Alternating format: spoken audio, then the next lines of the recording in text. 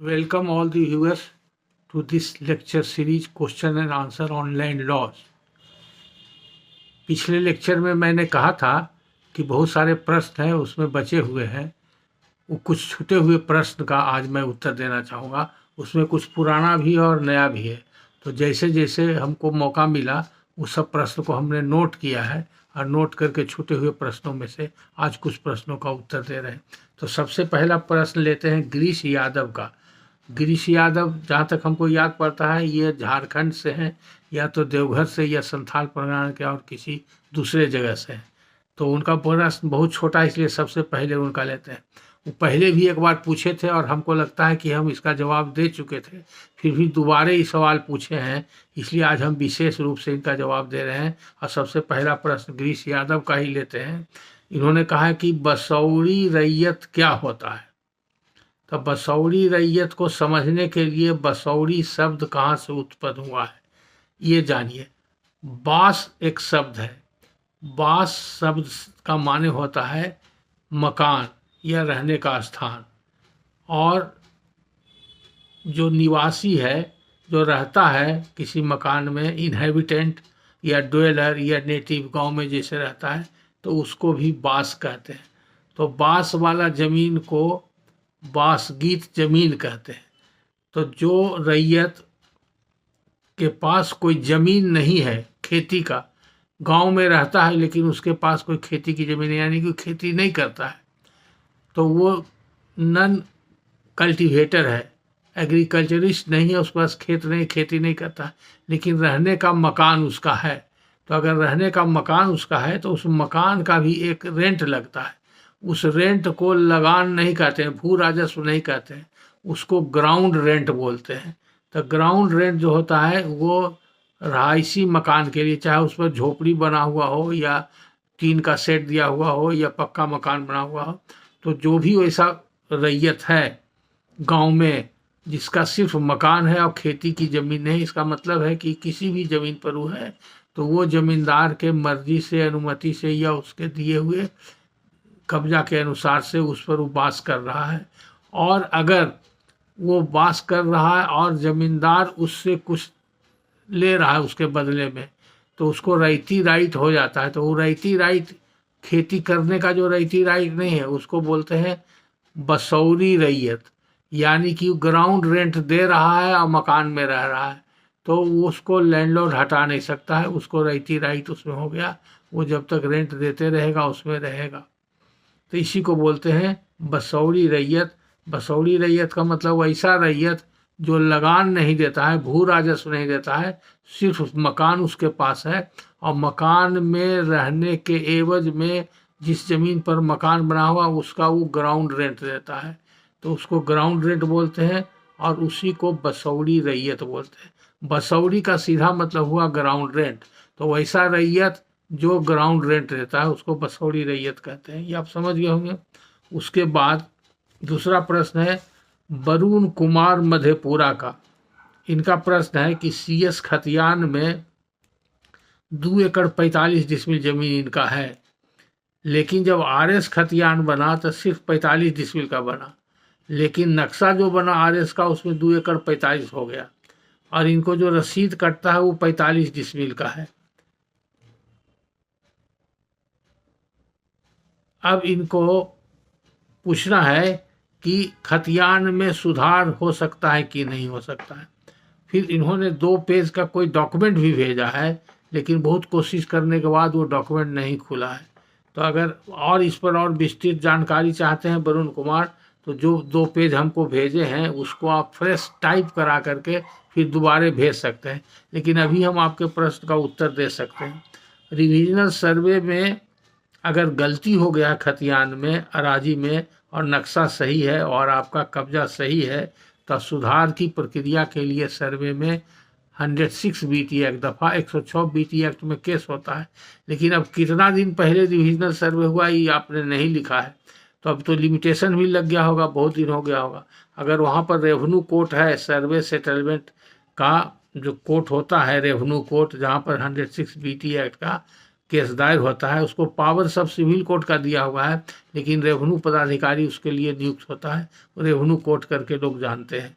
तो अगर वहाँ रेवेन्यू कोर्ट है, वहाँ काम कर रहा है, तो वहाँ स्थानीय अधिवक्ता से मिल के रेवेन्यू कोर्ट में दफ़ा 106 बीटी एक्ट के अंदर आप खतियान में सुधार हेतु केस फाइल कर सकते हैं। अगर उसकी समय सीमा समाप्त हो गई है या वहाँ पर उस तरह का रेवेन्यू पदाधिकारी का कोई कोर्ट नहीं है, तो आप टाइटल सूट मुकदमा भी ला सकते हैं डिक्लेरेशन का कि खतियान में गलती हो गया है। तो उसमें जो स्थानीय वकील से मिलिएगा, अदालत के जो काम करने वाले सिविल के वकील से मिलिएगा, तो आप कंप्लेंट बना देंगे। तो अदालत के ऑर्डर से खतियान में सुधार नहीं होता है, लेकिन घोषणा होता है। डिक्लेरेशन करने का, घोषित करने का अदालत को पावर है। उसमें भी समय सीमा है, लिमिटेशन है। वकील साहब देखेंगे कि आपका काउज ऑफ एक्शन कब शुरू हुआ, यानी कि आपको केस करने का जो कारण है, वाद कारण, वाद मूल जिसको बोलते हैं, अंग्रेजी में काउज ऑफ एक्शन बोलते हैं और उर्दू में उसको जहूर बुनाई दावी होते हैं। कोई भी टाइटल मुकदमा या सिविल मुकदमा या नमरी मुकदमा जिसको कहते हैं, सिविल कोर्ट में फाइल करने के लिए काउज ऑफ एक्शन होना जरूरी है। अंग्रेजी में जिसको काउज ऑफ एक्शन बोलते हैं, उसको हिंदी में वाद मूल बोलते हैं या जहूर बुनाई दावी कहते हैं। तो जब तक वो आपके पास नहीं है तो मुकदमा नहीं चलेगा, बाद में मुकदमा खारिज हो। तो ये सब वकील साहब समझेंगे जो अर्जी आपका बनावेंगे, कोई किस तारीख को कब और कैसे आपको कॉज ऑफ एक्शन हुआ, वो सिर्फ अगर लिख करके दे देंगे तो आपका टाइटल मुकदमा चलेगा। और टाइटल मुकदमा में ये घोषणा हो जाएगा कि आर.एस. खतियान जो 45 डिसमिल का बना है वो गलत बना है, 2 एकड़ 45 डिसमिल का होना चाहिए, और आपका टाइटल भी डिक्लेयर हो जाएगा। तो एक ही विकल्प है, आपका 106 बीटी एक्ट में आपको मुकदमा कीजिए रेवेन्यू पदाधिकारी के यहाँ। अगर वो कोर्ट फंक्शन नहीं कर रहा है या कोर्ट अवेलेबल नहीं है और बहुत ज़्यादा समय बीत गया है, लिमिटेशन लग गया है, तो सिविल कोर्ट में केस कर सकते हैं। तो यहाँ पर डिक्लेरेशन ऑफ टाइटल कर सकते हैं, और डिक्लेरेशन की खतियान का जो एंट्री है, आर.एस. खतियान का, उसका एंट्री है जो गलत है, उसको डिक्लेयर कर दिया जाए कि सही एंट्री 2 एकड़ 45 का ही होना चाहिए। क्योंकि खतियान भी 2 एकड़ 45 का बना है, नक्शा भी 2 एकड़ 45 का बना है, तो नक्शा की मान्यता ज़्यादा है। अगर खतियान में और नक्शा में मतभेद हो तो खतियान की ही खतियान के ऊपर नक्शा की मान्यता है। इसलिए अगर आपको कहीं किसी से झगड़ा हो, किसी व्यक्ति से, तो डरने की कोई बात नहीं है। अगर सुधार नहीं भी होता है तो नक्शा के आधार पर अगर आपका कब्जा सचमुच में 2 एकड़ 45 पर है तो आप जीत जाइएगा। लेकिन अब प्रॉब्लम है कि आपका रसीद 45 डिसमिल का कट रहा है। इसका क्या कारण है, किस वजह से आप 45 डिसमिल का रसीद कटा रहे हैं, कितना दिन से 45 डिसमिल का कट रहा है और कब से कब तक 2 एकड़ 45 का कटा, ये जानकारी वकील को दीजिएगा। अगर रसीद कम करके कर्मचारी के गलती से कट गया है तो फिर से आप आवेदन दे के सीओ के यहाँ 2 एकड़ 45 का रसीद कटा सकते हैं। तो अगर आपका 2 एकड़ 45 का रसीद कट जाता है तो चिंता समाप्त हो जाएगी। खतियान के लिए सूट फाइल करने का जरूरत नहीं है। नक्शा चूँकि 2 एकड़ 45 का है, अगर कब्जा 2 एकड़ 45 पर आपका है और रसीद भी 2 एकड़ 45 का देते हैं तो आपका प्रॉब्लम सॉल्व हो जाता है। इसलिए अपने वकील से मिल करके और इसके बारे में चर्चा करके आप आगे कार्रवाई कर सकते हैं। और जहाँ तक सवाल है 2 पेज किसी डॉक्यूमेंट का आपने भेजा है, अगर उसको आप वहाँ पर बढ़िया से टाइप करवाइए, साफ से टाइप करके भेजिए, तब उस पर आगे हम और जानकारी दे सकते हैं। अब इसके बाद का प्रश्न है, अभिषेक कुमार हैं, LLB 3rd पार्ट के स्टूडेंट हैं, भभुआ से, कैमूर जिला से। इन्होंने पूछा है बै मुकासा क्या है।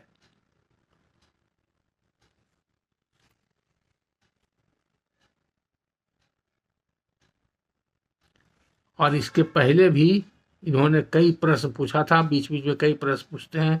जहाँ तक हमको याद है कि पहले पुराना प्रश्न इनका था, उसका हमने उत्तर दिया था, लेकिन उसमें से एक पुराना प्रश्न संभवतः वो छूट गया होगा, तो उसको भी इसके साथ हम पढ़ देते हैं।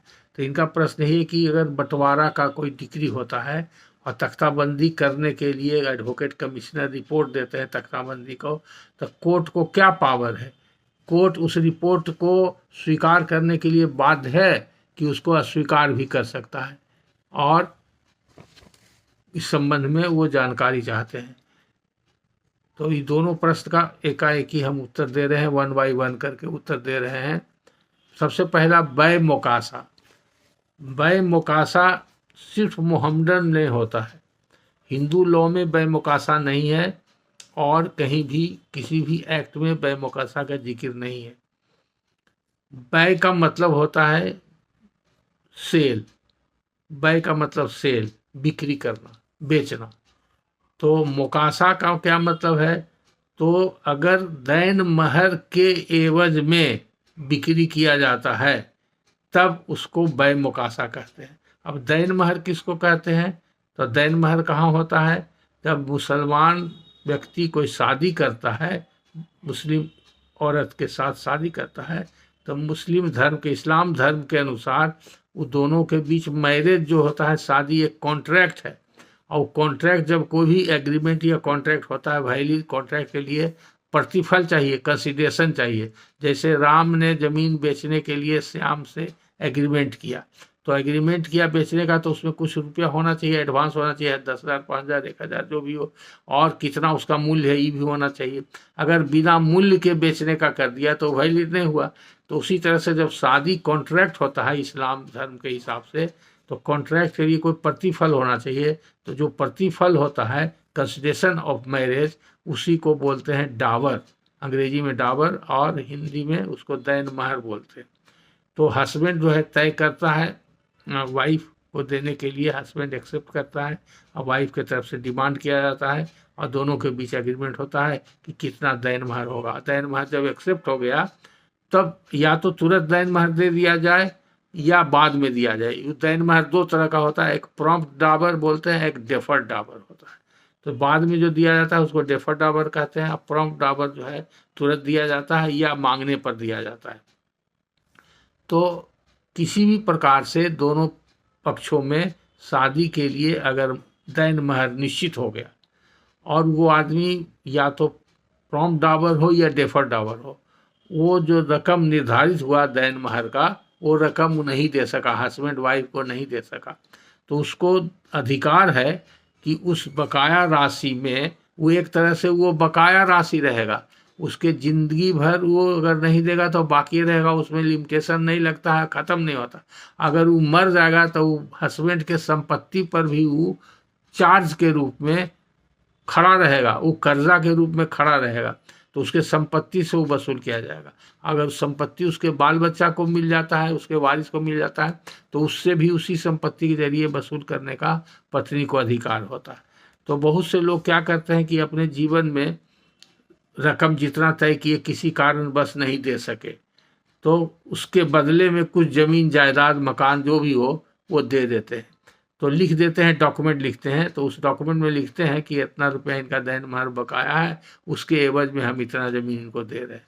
तो दैन महर के एवज में जब ज़मीन दे रहे हैं तो उसमें वर्ड होता है देने का, और ऐसा लगता है कि गिफ्ट है, गिफ्ट में दे रहे हैं, दान स्वरूप दे रहे हैं या हिब्बा कर रहे हैं, ऐसा वर्ड होता है। वो गलत होता है, नहीं जानने वाले लोग लिख दिए हैं। बहुत से लोग हिब्बा के रूप में लिख देते हैं कि हम इनको दैन महर के बदले में इनको बख्शिश कर रहे हैं। दैन महर के बदले में बख्शिश नहीं होता, लेकिन अगर बख्शिश कर रहे हैं, दे भी रहे हैं, तो भी वो माना जाएगा वो सेल डीड ही है।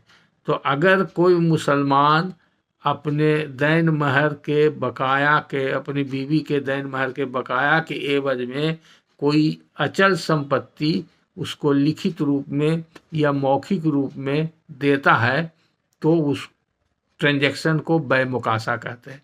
अब वैलिड होगा कि नहीं वैलिड होगा अलग बात है। अगर वो ओरल गिफ्ट करता है, मुसलमान मौखिक हिब्बा करता है, यानी कि मौखिक दान देता है, तो वैलिड है। लेकिन मौखिक बै मुकासा वैलिड नहीं है। इसलिए वैलिड नहीं है कि मौखिक बै हो ही नहीं सकता है, ओरल सेल हो ही नहीं सकता है। मुसलमान में भी और हिंदू में भी ओरल सेल नहीं हो सकता है। और ओरल सेल कब होगा? तो 100 रुपया से नीचे का कोई संपत्ति रहेगा तब वो टीपी एक्ट के प्रावधान के हिसाब से ओरल सेल हो सकता है, यानी कि मौखिक बिक्री हो सकता है। तो आज के तारीख में 100 रुपया से नीचे होने का सवाल नहीं है। तो अगर 100 रुपया या 100 रुपया से ऊपर के संपत्ति का दैन महर, उस मानी 100 रुपया से ऊपर अगर दैन महर बाकी है और उसके बदले में कोई मोहम्मडन अपनी पत्नी के दैन महर के बकाया में कोई ज़मीन जायदाद दे रहा है, तो उसी को बै मुकासा कहते हैं। तो अगर वो रजिस्टर्ड डॉक्यूमेंट से देता है तो वैलिड है। अगर अनरजिस्टर्ड डॉक्यूमेंट से देता है तो वैलिड नहीं है, क्योंकि जैसे सेल डीड बिना रजिस्टर्ड डॉक्यूमेंट के होता है तो वैलिड नहीं होता। तो ये हो गया बै मुकासा की बात। ये बै मुकासा समझ लीजिए सीधा सीधी ये बै है, यानी कि सेल डीड है, और कोई दूसरी बलाई नहीं है, क्योंकि ये किसी एक्ट में नहीं मिलता है। ये मोहम्मदन लोगों में कस्टम है, मोहम्मदन लॉ के अंदर ये कस्टमरी लॉ है, जनरली लोग देते हैं बै मुकासा के जरिए संपत्ति पत्नी को देते हैं। अब तो जहाँ तक रहा दूसरा है जो सीपी से इनका संबंधित है। पहला प्रश्न तो है बै मुकासा जो है मोहम्मदन लॉ से संबंधित है और ट्रांसफ़र ऑफ प्रॉपर्टी एक्ट के प्रोविजन से संबंधित है, इसलिए संबंधित है। और उसमें रजिस्ट्रेशन एक्ट भी लागू हो जाता है कि ये सेल कहलाता है कानून के अंदर। It is a transaction of sale, बै मुकासा is a transaction of sale.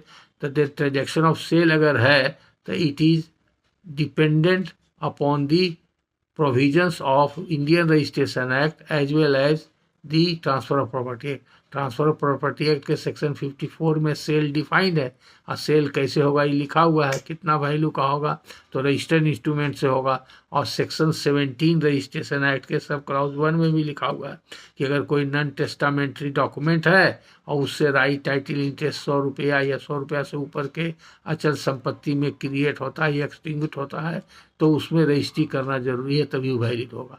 अगर रजिस्टर्ड सेल डीड होना चाहिए और रजिस्टर्ड नहीं हुआ है तो वो इनवैलिड है, इनएडमिसिबल है, उसको टाइटल पास नहीं करेगा। ये अलग कानून की बात है, क्योंकि एलएलबी के स्टूडेंट है इसलिए आप ये जानकारी दे दिया।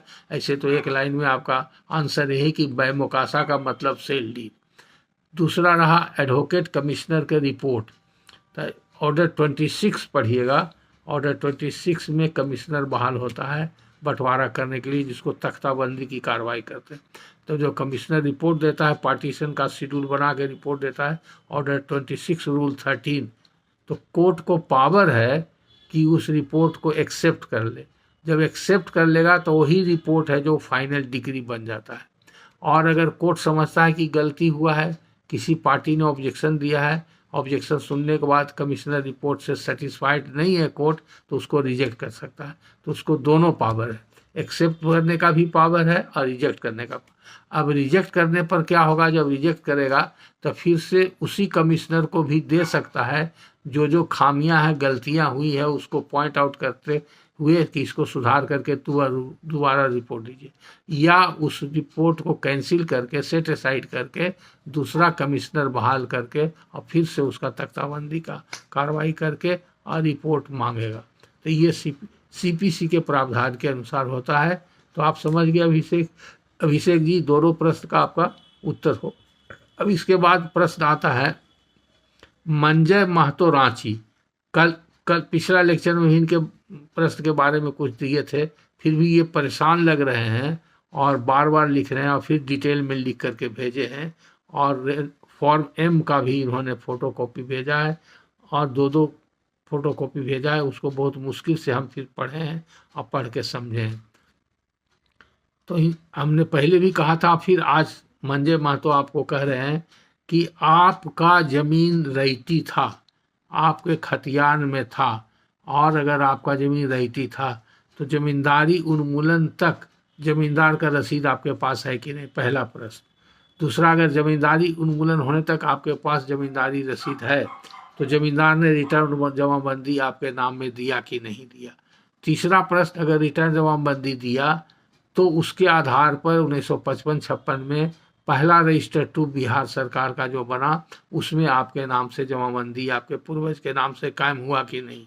अगर कायम हो गया तो आज तक रसीद कट रहा है कि नहीं। तो घबराने की कोई बात नहीं, तो आपका पक्का चीज़ है। अगर इसमें कोई गड़बड़ी है तो पता करना होगा क्यों नहीं आपका रसीद कटा और ज़मींदार ने क्यों रिटर्न नहीं दिया, और अभी कब्जा है कि नहीं, अभी ज़मीन की स्थिति क्या है। दूसरी बात है कि रेंट रोल जो आप बता रहे हैं, तो रेंट रोल में हमने देखा उसको केस नंबर 79R85556 है, DCLR रांची सदर के आदेश से वो रेंट रोल बना है। तो ये केस नंबर का हिसाब से DCLR कोर्ट में जाइए और इसका सूट रजिस्टर निकालिए इस केस नंबर का और रिकॉर्ड निकालिए, उसमें आदेश लिखा हुआ होगा किस ग्राउंड पर पिटीशन दिया गया। जब फॉर्म M बनता है तो उसके पहले फॉर्म K में एप्लीकेशन होता है। फॉर्म K में एप्लीकेशन देता है जो आदमी रेंट फिक्सेशन कराता है, और उसका फॉर्म एल में नोटिस जाता है आम जनता को या जिसका नाम पहले से रैयत का है उसको। ये सब प्रक्रिया होने के बाद, सुनवाई होने के बाद कोर्ट एक्सेप्ट करता है, ऑर्डर पास करता है, तब जा कर के वो रेंट, ऑर्डर में ही रेंट फिक्स हो जाता है कि इस रेट से इसका रेंट, तब जाके रेंट शेड्यूल बनता है। फॉर्म एम क्या है, वो रेंट शेड्यूल है, कितना ज़मीन का कितना मालगुजारी फिक्स किया गया, उससे इतना ही पता चलता है। तो जब वो बन गया तो उस डॉक्यूमेंट को पक्का डॉक्यूमेंट माना जाता है। अगर आपके परिवार का ज़मीन था, आपके परिवार का कब्जा था और फॉर्म एम की प्रक्रिया जब चल रही थी, आपके परिवार के किसी व्यक्ति को नोटिस नहीं दिया गया और एक तरफा वो ऑर्डर करा लिया, तो वो ऑर्डर आप पर बाइंडिंग नहीं है, तो उस ऑर्डर को आप चैलेंज कर सकते हैं। वो ऑर्डर को आप सिविल कोर्ट में भी चैलेंज कर सकते हैं या एडिशनल कलेक्टर के कोर्ट में उसको चैलेंज कर सकते हैं। दूसरा, आप उसमें एक लिखा हुआ है, दरखास्त है, इधर नया वो दिया है, रेंट फिक्सेशन केस 2023-24 का है। चंद्रावती देवी ने दिया है अंचल अधिकारी नामकुम के खिलाफ, वाइफ ऑफ रामकिशोर मिसिर, ये टाटी सिलवे के रहने वाले हैं। तो ये मिसिर खानदान लगता है, उसका जमींदार भी मिसरे खानदान था, तो जमींदार का नाम उससे पता चल जाएगा। तो खतियान में भी नाम लिखा हुआ है, देवपाल नाथ मिसिर, बकास्त मालिक। आपने लिखा है रिविजनल सर्वे खतियान। तो रिविजनल सर्वे खतियान कब रिविजनल सर्वे हुआ? जनरली रिविजनल सर्वे अगर बिहार सरकार में जमींदारी उन्मूलन के बाद बिहार सरकार के द्वारा रिविजनल सर्वे हुआ, तो उस रिविजनल सर्वे के खतियान में जमींदार का नाम नहीं रहता है, कहीं भी नहीं रहता है ऊपर में लिखा हुआ, और उसमें बकास्त मालिक भी नहीं लिखा रहेगा। तो इसलिए आपने जो लिखा है खतियान में बकास्त मालिक है, या जो डॉक्यूमेंट दिया है वो सही नहीं है, वो होगा कैडेस्ट्रल सर्वे होगा। कैडेस्ट्रल सर्वे खतियान में ऊपर में दाहिने तरफ जमींदार का नाम लिखा रहता है और नीचे में बाएं तरफ जहां रैयत का नाम रहता है वहां पर लिखा रहेगा बकास्त मालिक। या अगर वहां पर नहीं लिखा हुआ है तो सीधे बकास्त लिखा रहेगा, अगर वहां पर लिखा रहेगा तो गैर मजरूआ मालिक लिखा रहेगा, और दाहिने तरफ रिमार्क कॉलम होता है वहां पर रहेगा बकास्त मालिक, ऐसा लिखा रह सकता। तो इससे हमको पता चलता है आपका सारा डॉक्यूमेंट देखने से कि यार ये कोई मिसिर जी थे, उनका जमींदारी में ही था, और वो मिसिरे जी के खानदान के हैं चंद्रावती देवी, उन्होंने कुर्सीनामा भी दिया है। ये सब मिलाने की बात है तो अपने स्थानीय वकील से मिल करके सब मिलवाइए। अगर उसके खतियान के हिसाब से अगर वो बकास्त मालिक था तो जो जमींदार था उसके खानदान में जो कब्जा में चलाया उसका वारिस, तो उसको भी अधिकार है अपना रैयत डिक्लेयर, उसके खानदान के लोगों को भी रैयती राइट क्रिएट कर सकता है। तो किसको किया है ये सब, वो सब नकल निकाल करके देखिए, तब उसी हिसाब से आपको कागज़ बनाना पड़ेगा। अगर वहाँ जो वकील साहब मिलते हैं और सब कागज़ दिखाते हैं और वकील साहब को कोई डिफ़िकल्टी हो, नहीं समझ में आता है, तो आप उनके यहाँ जा करके हमसे बात करवा दीजिए, उसमें आपको पैसा खर्च नहीं होगा, वो हमको समझा देंगे तो हम तुरंत यहाँ से गाइडलाइन दे देंगे क्या करना है। अगर उसमें भी संभव नहीं है या आप उससे सेटिस्फाइड नहीं है तो सब आपको ले करके पूरा कागजात मेरे पास आना होगा, और जो प्रक्रिया है वकील और मुवक्किल का उसके हिसाब से गुजरना होगा। पहले तो कंसल्टेशन फीस आपको लगेगा, और जो केस बनाएंगे, कौन सा केस बनेगा, कहाँ बनेगा, उसके हिसाब से आपको फीस बताया जाएगा। तो आपको चिंता करने की बात नहीं है, आपको ये देखना है कि आपका कब्जा है कि नहीं और रसीद आपका कट रहा है कि नहीं। लेकिन जहाँ तक सवाल है चंद्रावती देवी का, उसका तो अभी पिटीशन पड़ा है, उसका तो कोई आदेश है नहीं, आदेश दिया नहीं है। दूसरा, आप कहते हैं कि पहला जो दिया हुआ है केस नंबर 5556 का, वो फॉर्म एम बन भी गया है और उसका रसीद नहीं कटा है आज तक, तो वो भी बेकार है, रिडंडेंट है, उससे डरने की बात नहीं। तो ये आपके पक्ष में जाता है, तो आपके पक्ष में जाता है तो आपका कब्जा अगर है तो अपना कब्जा बरकरार रखिए। अगर रसीद कट रहा है तो रसीद कटाते रहिए। किसी वजह से रसीद कम अराजी का कट रहा है तो आप उसके लिए आवेदन दीजिए और उसमें वजह बताइए किस कारण से नहीं हुआ, किसकी गलती से हुआ, कर्मचारी की गलती से हुआ, ये दिखाइए। आप इसी पर लड़ाई शुरू कीजिए और रसीद पूरा हासिल कर लीजिए। अगर उसमें आपको दिक्कत हो तो कलेक्टर के यहाँ आवेदन दीजिए, अगर उसमें भी दिक्कत हो तो हाई कोर्ट में रिट फाइल कीजिए, और सब तरह से नहीं हो सके कुछ तो फिर सिविल कोर्ट में टाइटल सूट फाइल कर दीजिए कि मेरा टाइटल डिक्लेयर कर दिया जाए। और बाकी जो विपक्षी है उसमें विपक्षी जिसको बनाइएगा उसमें बिहार सरकार को भी, झारखंड सरकार को भी बना सकते हैं, अंचल अधिकारी को भी बना सकते हैं, DCLR को भी पार्टी बना सकते हैं, उसमें कोई ज़रूरी नहीं है जो जिसके नाम से रसीद कट रहा है रैयत का, वो रैयत को ही बना दीजिएगा तो भी काम चल जाएगा।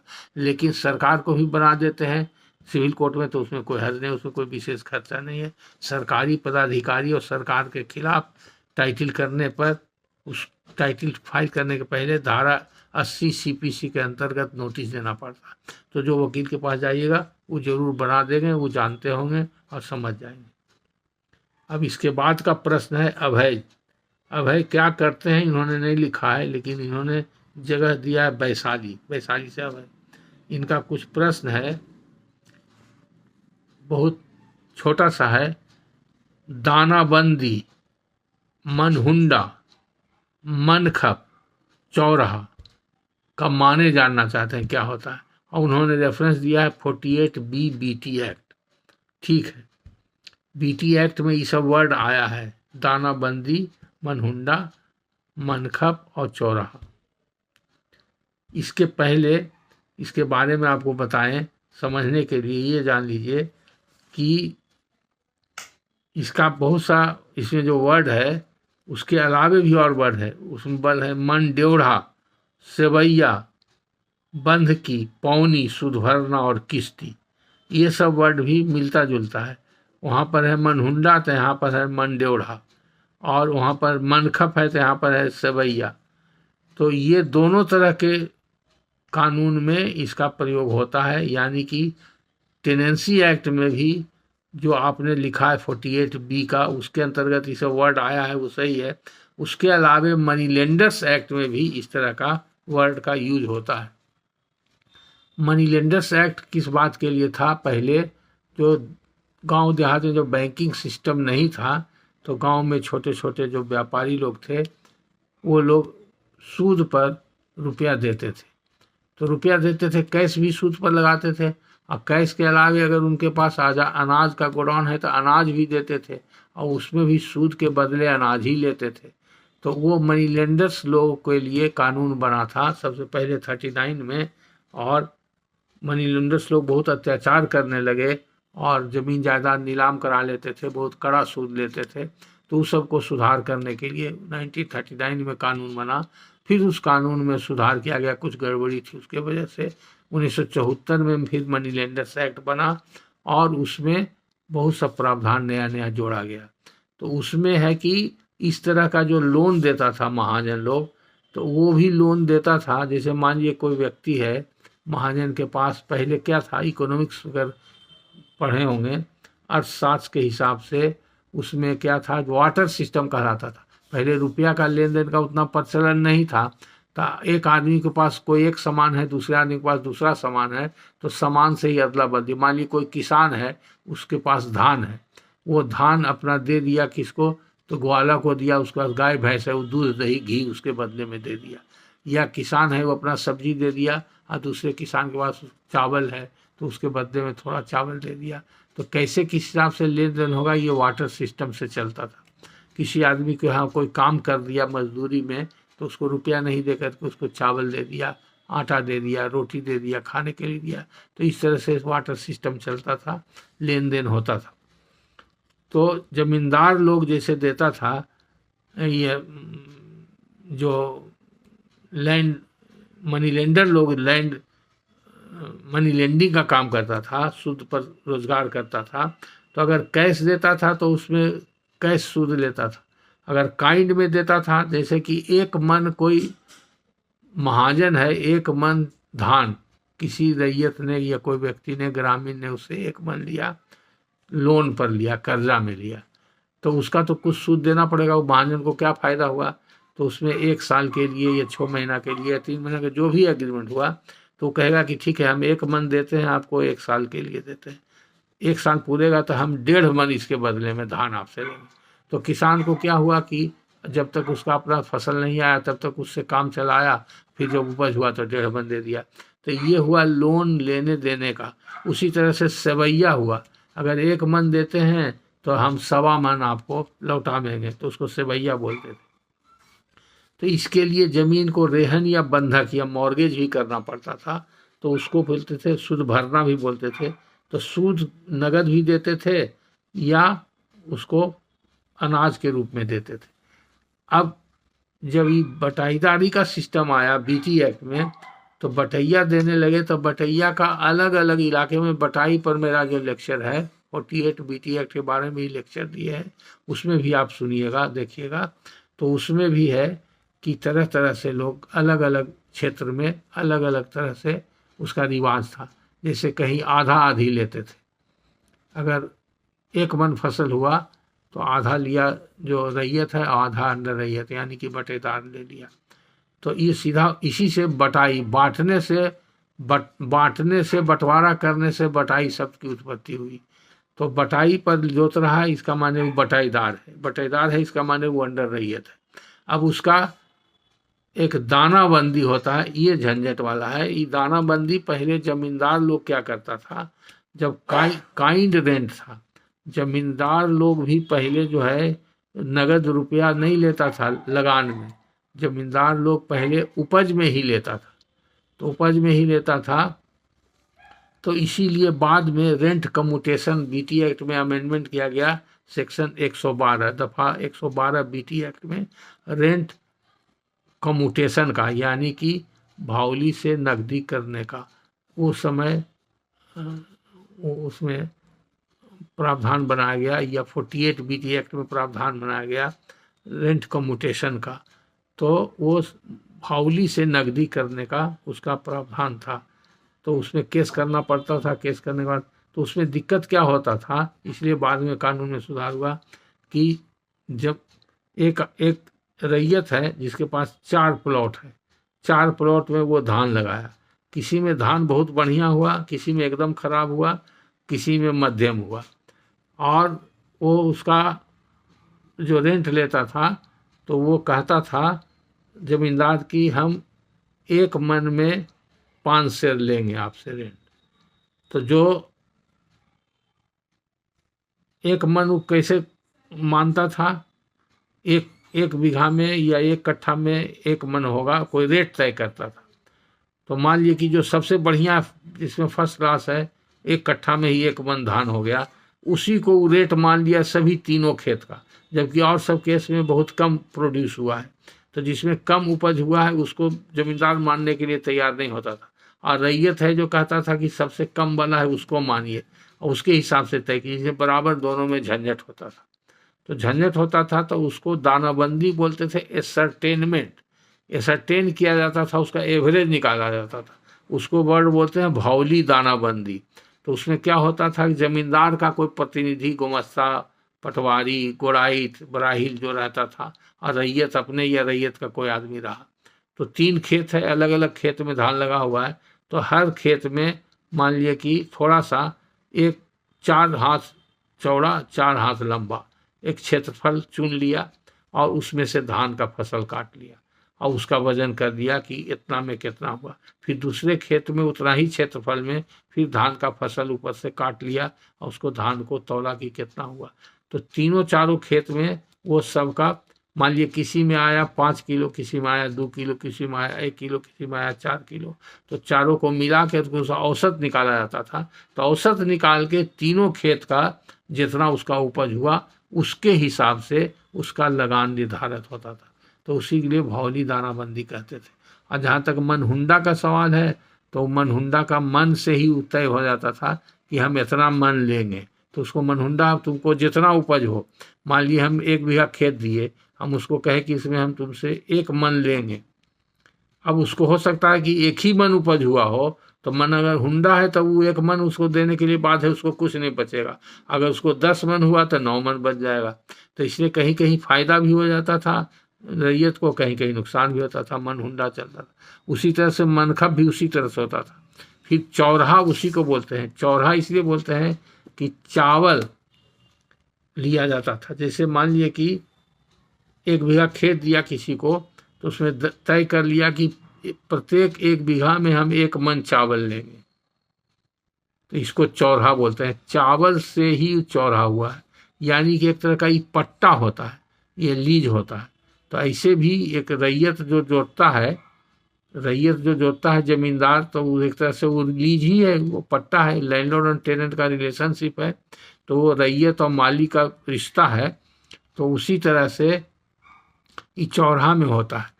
तो अब बटेदार जो है वो रैयत हो जाता है, और जो मूल रैयत है उसका एक तरह से वो मालिक हो जाता है। तो वहाँ पर वो जमींदार नहीं है, लेकिन वो बटेदार के लिए मालिक ही क्या जमींदार के रूप में। तो वो इंटाइटल क्या है, जमींदार तो भू लगान लेता है, भू राजस्व लेता था, लेकिन जो मूल रैयत है वो अपने बटेदार से क्या लेगा, जो एग्रीमेंट के हिसाब से, या तो फिक्स दानाबंदी वाला अगर तय है तो दानाबंदी के लेगा, मनहुंडा होगा तो मनहुंडा लेगा, या आधा आधी तय है तो आधा आधी लेगा, या मनखप लेगा, या चौराहा है फिक्स्ड है तो वो लेगा।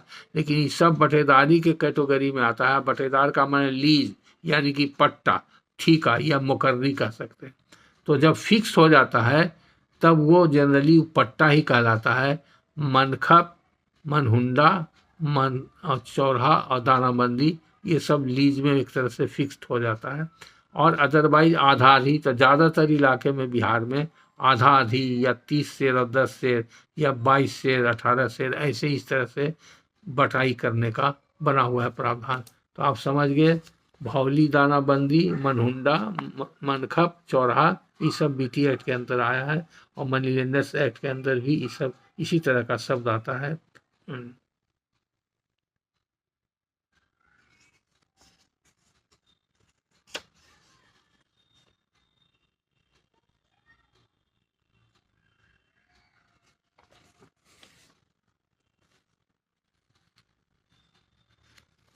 अब फिर अगले वीडियो में अभी कुछ और प्रश्न है, लेकिन थोड़ा समय का अभाव है, तो फिर बड़ा भी वीडियो हो जाता है। तो बहुत लोग कहते हैं कि बहुत बड़ा बड़ा हो जाता है, छोटा छोटा बनाइए। तो ये सब बात का ख्याल रख करके, थोड़ा समय का अभाव हो रहा है। आज का लेक्चर यहीं समाप्त करते हैं, फिर अगले वीडियो में मिलेंगे। धन्यवाद।